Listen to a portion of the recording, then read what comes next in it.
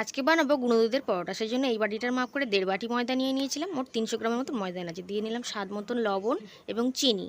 আর দিয়ে দিচ্ছি গুঁড়ো দুধ। গুঁড়ো দুধটা কিন্তু একটু বেশি করে দিতে হবে। আর দিয়ে দিলাম 2 চামচ মতন সাদা তেল। খুব ভালো করে মিশিয়ে নিলাম। তারপর অল্প করে জল দিয়ে একটা ডো মেখে রেখে নিলাম। আর একটু উপর থেকে কিন্তু তেল মাখিয়ে দিয়ে ঢাকনা দিয়ে ঢেকে কিছুক্ষণ রেখে দিয়েছিলাম। খুব ভালো করে ঢাকনাটা খুলে তারপর একটু মেখে নিয়েছি। তারপর কয়েকটা লেচি কেটে নিয়েছি। একটা লেচিকে নিয়ে নিচ্ছি, একটু ময়দা ছড়িয়ে দিয়েছি, দিয়ে গোল একটা রুটির মতন বেলে নেব। আমি এখানে পরোটাগুলো কিন্তু ত্রিকোণা করে বানাবো। আর কিছুটা পরিমাণ গুঁড়ো দুধ দিয়ে দিলাম। এইভাবে ভাঁজ করে নেব আর এই কোণটা ধরে এখান থেকে মুড়ে নেব। ত্রিকোণা পরোটাগুলো বন্ধুরা দেখতে ভালো লাগে। আপনাদের যেমন ভালো লাগবে সেরকম শেপের কিন্তু বানিয়ে নিতে পারেন। সমস্ত পরোটাগুলো বানিয়ে নিয়েছি, তারপর ভাজতে চলে যাব। তারপর উনানে একটা চাটু বসিয়ে দিয়েছি, গরম হয়ে গেছিলো। তারপর পরোটাকে দিয়ে দিয়েছি। পরোটা কিন্তু উল্টে পাল্টে ভালো করে সেঁকে নেব। তারপরে অল্প করে সাদা তেল দিয়ে পরোটার মতন করে ভেজে নেব। এই পরোটাগুলো বন্ধুরা উনানের জালটা হালকা রেখেই ভাজতে হবে, যেহেতু গুঁড়ো দুধের পরোটাটা লাল লাল করে ভেজে তুলে নিয়েছিলাম।